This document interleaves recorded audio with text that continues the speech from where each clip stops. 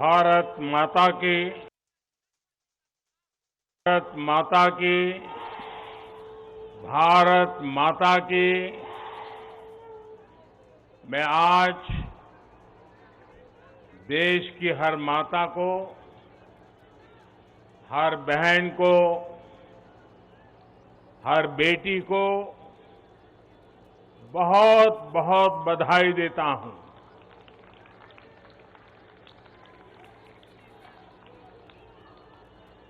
कल और परसों 20 और 21 सितंबर को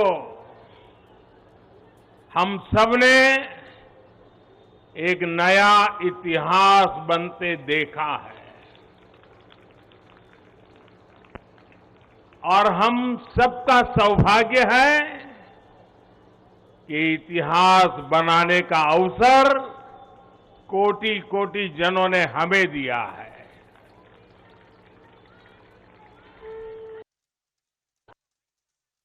अनेकों पीढ़ियों तक इस निर्णय की चर्चा होगी, इस दिवस की चर्चा होगी। मैं पूरे देश को नारी शक्ति वंदन अधिनियम संसद के दोनों सदनों में और भारी बहुमत से और राज्यसभा में तो सर्वसम्मति से पास होने की बहुत बहुत बधाई देता हूं। पार्टी के राष्ट्रीय अध्यक्ष श्री जेपी नड्डा जी, अन्य सभी वरिष्ठ साथी और आज मैं देश की माताओं बहनों को भी यहां दूर से प्रणाम करता हूं। कभी कभी किसी निर्णय में देश के भाग्य को बदलने की क्षमता होती है और आज हम सभी ही एक निर्णय के साक्षी बने हैं। संसद के दोनों सदनों द्वारा नारी शक्ति वंदन अधिनियम रिकॉर्ड मतों से पारित किया जा चुका है। जिस बात को देश को दशकों से इंतजार था, वो सपना अब सच हुआ है। ये पूरे देश के लिए बहुत ही खास समय है। ये भाजपा के हर एक कार्यकर्ता के लिए भी बेहद खास दिन है। आज हर नारी का आत्मविश्वास, हर नारी का आत्मविश्वास आसमान छू रहा है। पूरे देश की माताएं, बहनें और बेटियां आज खुशी मना रही हैं, हम सबको आशीर्वाद दे रही है।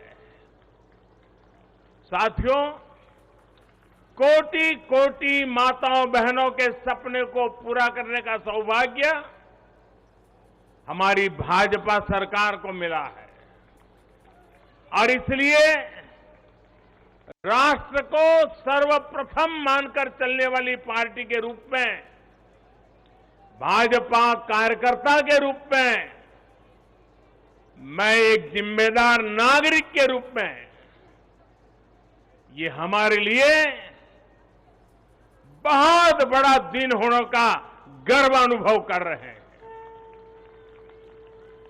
नारी शक्ति वंदन अधिनियम ये कोई सामान्य कानून नहीं है। ये नए भारत की नई लोकतांत्रिक प्रतिबद्धता का घोष है। ये अमृतकाल में सबका प्रयास से विकसित भारत के निर्माण की तरफ बहुत बड़ा, बहुत मजबूत कदम है। महिलाओं का जीवन स्तर सुधारने के लिए, क्वालिटी ऑफ लाइफ बेहतर करने के लिए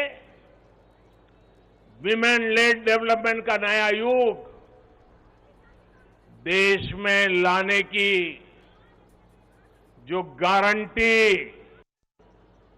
गारंटी मोदी ने दी थी, ये उसका प्रत्यक्ष प्रमाण है। मेरे देश की हर माता, बहन और बेटी को नारी शक्ति वंदन अधिनियम के लिए मैं फिर से बहुत बहुत बधाई देता हूं। मेरे परिवारजनों, लोकतंत्र में महिलाओं के लिए इस कानून से बीजेपी महिलाओं की भागीदारी से के लिए प्रयास कर रही थी। यह हमारा कमिटमेंट था और आज हमने उसे पूरा कर दिया है।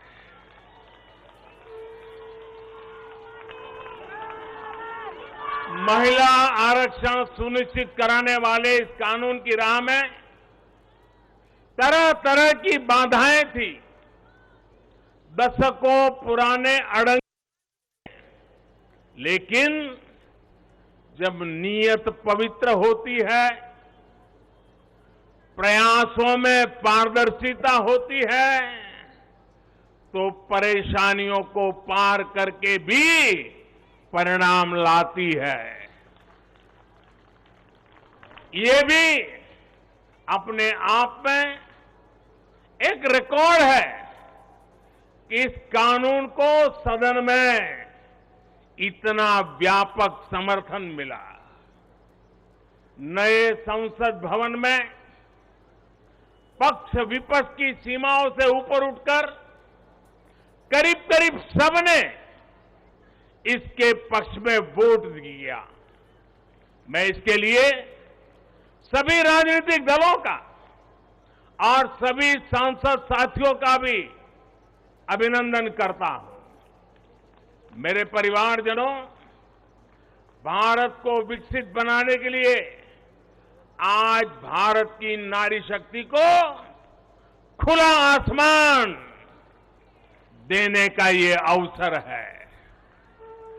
आज देश माताओं, बहनों, बेटियों के सामने आने वाली हर अड़चन को दूर कर रहा है।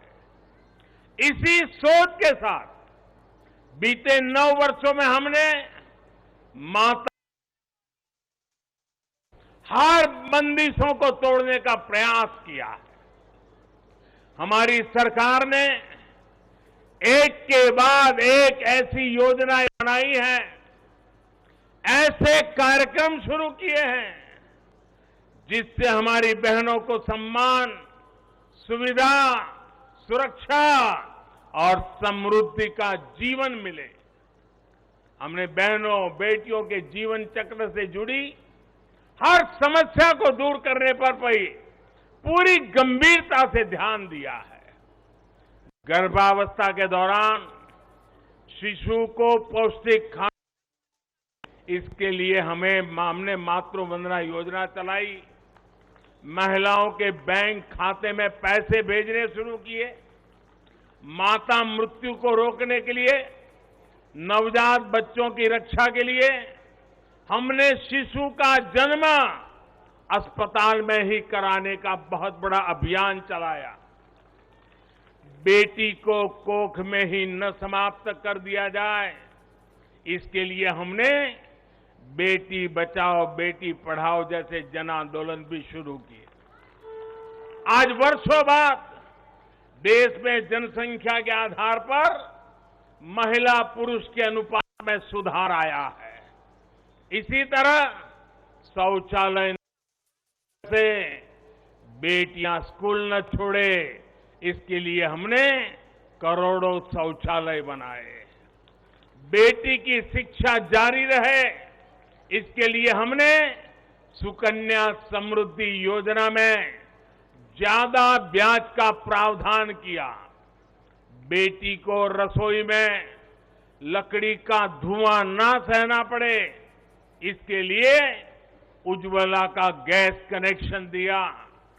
बेटी को पानी के इंतजाम में परेशान होना न पड़े, इसके लिए हमने हर घर पाइप से पानी देने की योजना शुरू की।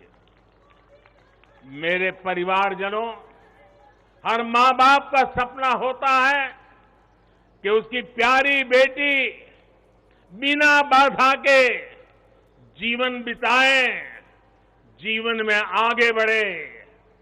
एक परिवार के सदस्य की तरह हमारी सरकार ने बेटी के हर सुख की चिंता की है, हर बाधा दूर करने की कोशिश की है।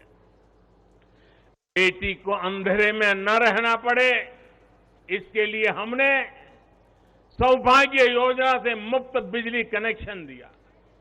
बेटी पैसे की कमी की वजह से अपनी बीमारी छिपाए नहीं, इसलिए हमने उसे 5 लाख रुपए तक के मुफ्त इलाज की सुविधा दी। बेटी की या घर की संपत्ति पर भी अधिकार हो, इसके लिए पीएम आवास के घरों में उसे संयुक्त भागीदारी दी। गृहिणी को अपनी बचत अनाज के डिब्बे में ना रखनी पड़े, इसके लिए जनधन योजना के तहत करोड़ों महिलाओं के बैंक खाते खोले। मेरे परिवारजनों, बेटी रोजगार कर सके, स्वरोजगार कर सके, इसके लिए हमने बिना गारंटी मांगे लोन देने वाली मुद्रा योजना शुरू की। वो मां बनने के बाद भी अपनी नौकरी जारी रख सके, इसके लिए हमने मातृत्व अवकाश में वृद्धि की। बेटी अगर सैनिक स्कूल जाना चाहती है तो उसके लिए हमने सैनिक स्कूल के द्वार खोल दिए। बेटी अगर सेना में अफसर बनना चाहती है तो हमने तीनों सेनाओं में बेटियों के लिए नए रास्ते बना दिए। गांव की बहनों को कमाई के अवसर मिले, इसके लिए हमने 9 करोड़ से ज्यादा बहनों तक सेल्फ हेल्प ग्रुप का विस्तार किया और उन्हें मिलने वाली सहायता को भी बढ़ाया। इस साल लाल किले से मैंने देश में 2 करोड़ लखपति दीदी बनाने और सेल्फ हेल्प ग्रुप की महिलाओं को ड्रोन देने की योजना का भी ऐलान किया है। साथियों, सामाजिक स्तर पर भी 3 तलाक जैसी जिन कुरीतियों के कारण महिलाओं पर अत्याचार होते थे, हमने कानून बनाकर उन्हें रोका है। हमारी करोड़ों मुस्लिम बहनों को आज 3 तलाक की अमानवीय प्रथा से सुरक्षा मिली है। वो महिलाएं भी अब अपने अधिकारों के लिए आगे आ रही है।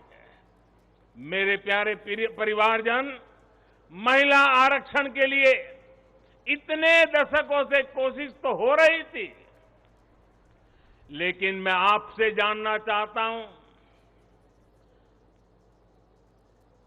3 दशक से बात हो रही थी, नहीं हो पा रहा था। आज ये संभव हुआ है। मैं जरा आपसे पूछना चाहता हूं, ये संभव कैसे हो पाया? ये कैसे संभव हो पाया? ये कैसे संभव हो पाया?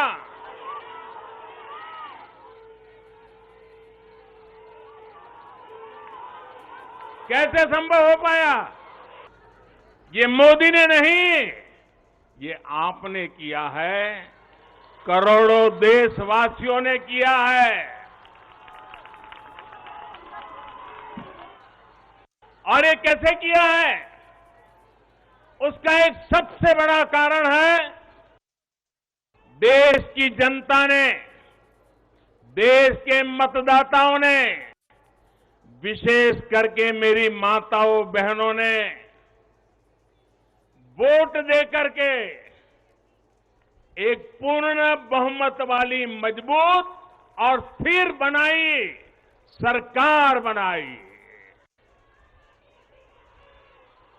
और उस है आपने जो सरकार को मजबूती दी, आपने जो सरकार को बहुमत दिया, उसी की ताकत है कि आज ये सरकार फैसले भी ले पा रही है और संसद में जाकर के 30 साल से लटके हुए काम को भी पूरा कर पा रही है। और इसलिए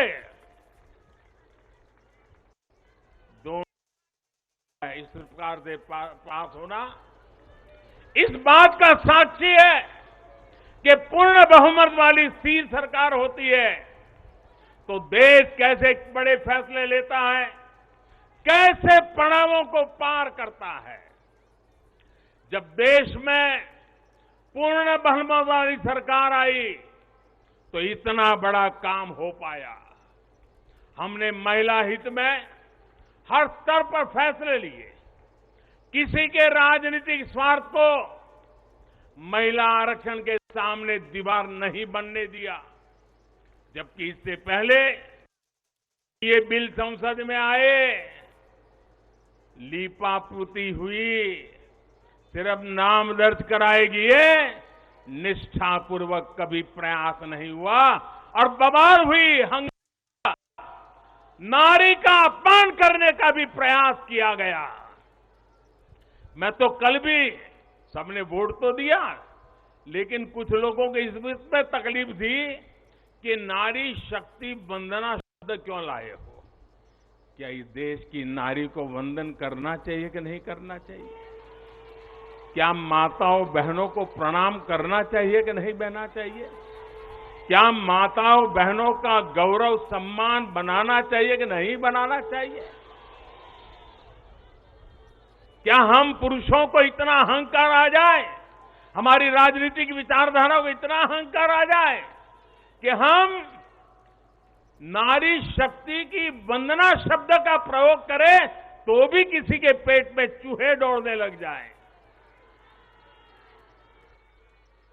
लेकिन अब आप जब देश में पूर्ण बहुमत की स्थिर सरकार है तो महिला आरक्षण बिल, नारी शक्ति वंदन अधिनियम एक सच्चाई बन गया है।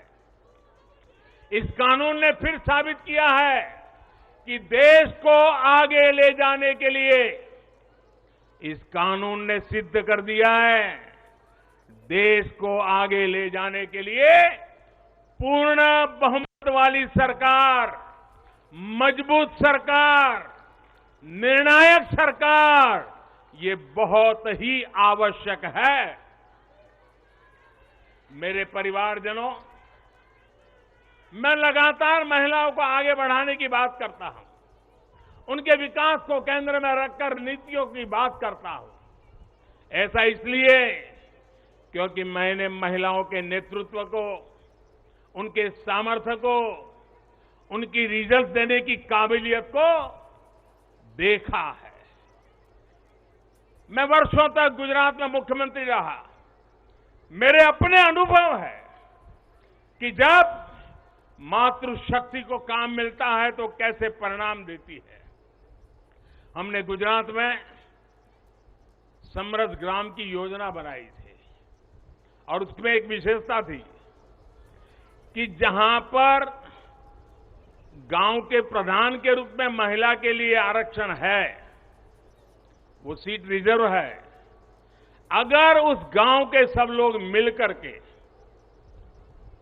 निर्विरोध उसको चुनते हैं और सभी पुरुष अपने आप को विड्रॉ करके सारे मेंबर महिला, 100% महिला मेंबर, उनको मैं समृद्ध ग्राम पंचायत कहता था। और गुजरात में हजारों ऐसी पंचायतें बनी थी जिसमें एक भी पुरुष सदस्य नहीं था, 100% महिला सदस्य थी और उत्तम से उत्तम विकास के काम उन्होंने करके दिखाया था। साथियों, महिलाओं की शक्ति, उनकी सोच क्या होती है, इसके मेरे पास अनेक उदाहरण हैं। गुजरात में तो मैंने बार बार इस सामर्थ्य को देखा था। मैं नया नया मुख्यमंत्री बना था, तो एक गांव की महिलाओं ने मेरा समय मांगा। वो गांव के चुने हुए लोग थे, तो बोले सब महिलाएं मिलना चाहती हैं। तो मैंने कहा भाई मैं नया था, अभी तो मुझे 6 महीने भी नहीं हुए थे। तो मैंने कहा काम क्या है, आप ग्रामीण विकास मंत्रालय को मिलिए, फलाने को मिलिए। नहीं बोले साहब उनका तो आग्रह है, वो आपको मिलना चाहते हैं। वो गांव की माताएं बहनें थी। मैंने कहा अच्छा भाई एक दिन बुला लेना, मैं मिल लूंगा। वो मिलने आई, 8-10 महिलाएं थी, और उसमें सबसे ज्यादा पढ़ी लिखी जो बहन थी वो शायद 7वीं 8वीं कक्षा तक पढ़ी लिखी थी। तो मिलने आई, बोले हमारे गांव ने तय किया है कि एक भी पुरुष मेंबर नहीं होगा, सबकी सब महिला मेंबर होगी, और इस बार गांव की प्रधान भी महिला होगी। तो मैंने उनको पूछा अच्छा इतना बड़ा आपको अवसर मिला है, शायद वो कुछ पैसों के लिए आएंगे, कुछ योजना लेने के लिए आएंगे। तो मैंने उनसे पूछा कि आपकी क्या अपेक्षा है और आप क्या करना चाहती है। 7वीं 8वीं कक्षा पढ़ी लिखी वो गांव की प्रधान महिला, और बाकी मेंबर तो उससे भी कम पढ़े लिखे थे। वो 8-10 बहनें आई थी, गांव की बहनें थी। पहली बार गांधीनगर देखा था। उन्होंने मुझे जो जवाब दिया, मैं समझता हूं सार्वजनिक जीवन में काम करने वाले हम सबके लिए प्रेरणा है। उस बहन ने मुझे कहा कि मेरी एक इच्छा है, हमें 5 साल मिले हैं, हम 5 साल में ऐसा कुछ करना चाहते हैं कि हमारे गांव में एक भी व्यक्ति गरीब न रहे। आप कल्पना कर सकते हैं क्या दृष्टिकोण होगा उनका।